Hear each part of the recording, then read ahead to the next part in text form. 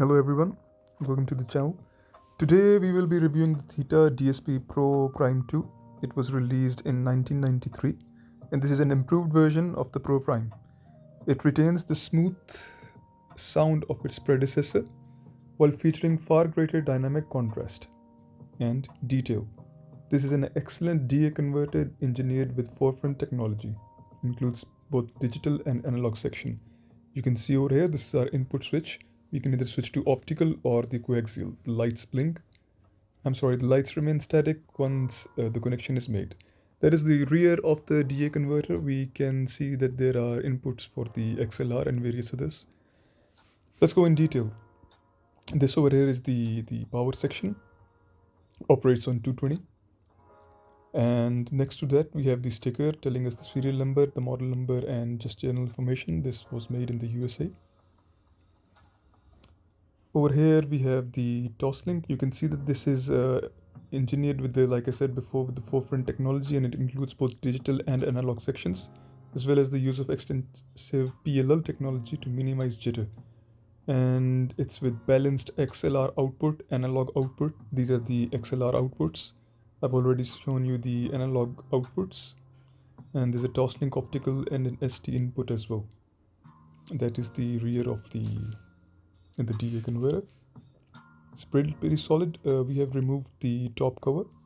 It's a sliding cover, and let's see what's on the inside of this DA converter.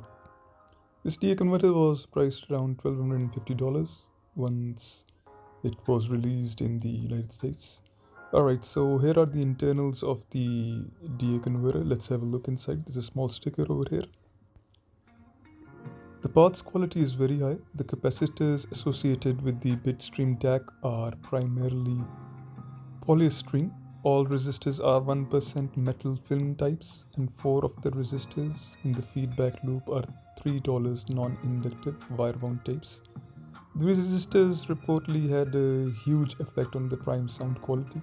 In addition, a few Teflon capacitors, very expensive, are used in critical audio stages. The metalwork is zinc over copper over steel, and the PCB, which you can see over here, is the glass epoxy. Overall, the prime is an engineering marvel.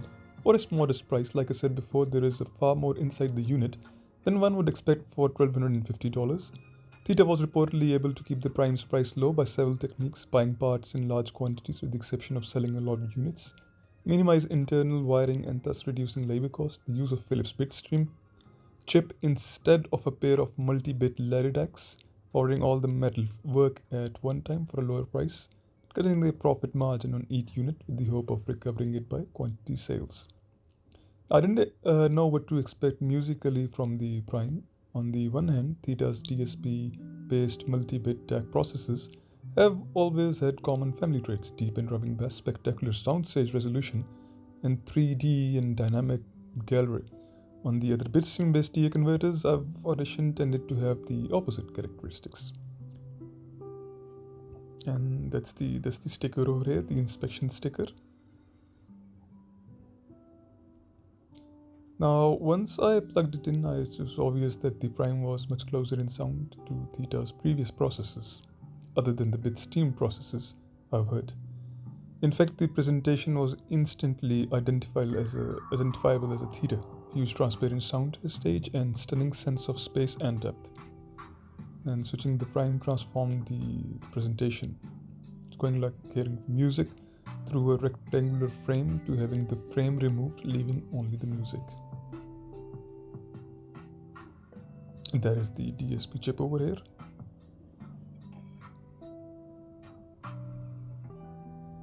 These are the other things which are inside. The qualities tend to make listening an active experience rather than a casual enjoy.